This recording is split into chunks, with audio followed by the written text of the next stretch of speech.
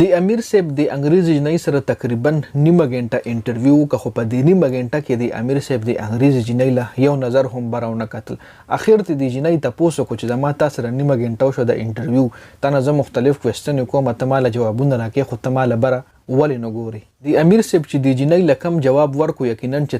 تاسو به هم حیران شئ او فخر به محسوس کړئ چې شکر الحمدلله چې مونږ الله پاک مسلمانان پیدا کړو. ټول نه پهله خو مال دا کنفرم پته نشته چې د امیر صاحب د افغانستان نه تعلق لري که د پاکستان نه تعلق لري، او د نوم سره مال ریل کې پته نشته. که چاله پته وینو کمنټ ما سره وکړي چې دا د افغانستان نه تعلق لري که د پاکستان نه تعلق لري، او که چاله نامه هم معلومه وینوي کمنټ کې د نامه هم لیکي. اوس پر شو چې د ویډیو مین طرف له چې امیر صاحب ولسه جواب ورکو د جنۍ چې د جنۍ د تاسو کو چې نیمه غنټه مسلسل تاسو سره انټرویو کوم او تماله بره نه ګوري، مال جوابونه چون کې راکې زما د کوېسچنو خو مال بره نه ګوري. ولی امیر صاحب ولوي چې بیبي دا سنوي خبره خونه ده، زما شریعت مال دا ټیکه نه دراکړي چې زه پتا باندې پرده وکم، چون کې مال خپل مذهب اسلام دا حکم کړی دی چې خپل نظر به لاندې ساتي. استا په سر لوپټه اچول زما فرض نه دی، زه نشم کولی داسې چې زه پتا په سر باندې لوپټه واچوم، خو چون کې په ما باندې دا فرض دی چې زه خپل سترګې ښکته وساتم او زه خپل نگاه بره نه کم، کې خپل نظر سنبال ساتل چې کم دی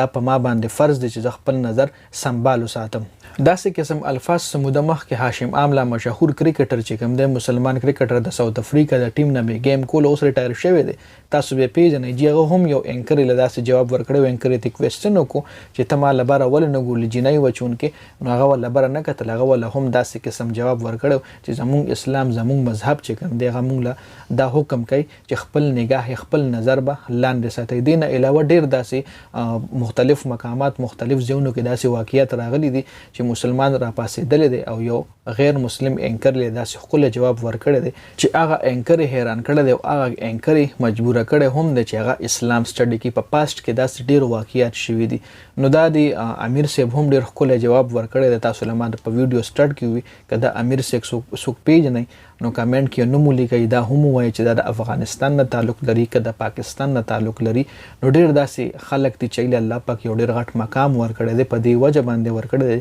چې هغه ډیر پرهیزګارۍ سره خپل ژوند تیری، ډیر پرهیزګارۍ سره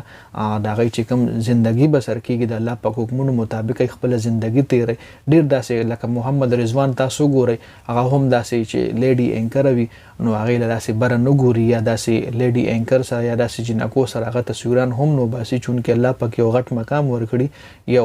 ډیر مشهور هم وي، خلک غواړي چې تصویر ورسره وباسي خو چون کې هغه چاله اجازت نه ورکوي. داسې ډیر خلک شته په پښتنو کې هم شته، په پاکستان کې اورال کنټري کې که پاکستان نه بهر تاسو ملکونه وګورئ مسلمانان ملکونه لکه ساوث افریقا کې دغه هاشم املا مثال ما تاسو له درکو، داسې ډیر خلک دي چې ډیر پرهیزګارۍ سره ډیر خپل ژوند تیروي، یو چون کې هغه یو غټ سټار وي یو غټه سلیبریټي وي خو خپل ژوند پرهیزګارۍ سره تیروي. یو شارټ غونډې ویډیو د ویډیو کتلو زیاته مننه، ویډیو مخکې ملګرو سره شریک کړئ، جنید خان افیشل چینل هم سبسکرایب کړئ، پیج هم لایک کړئ. والسلام.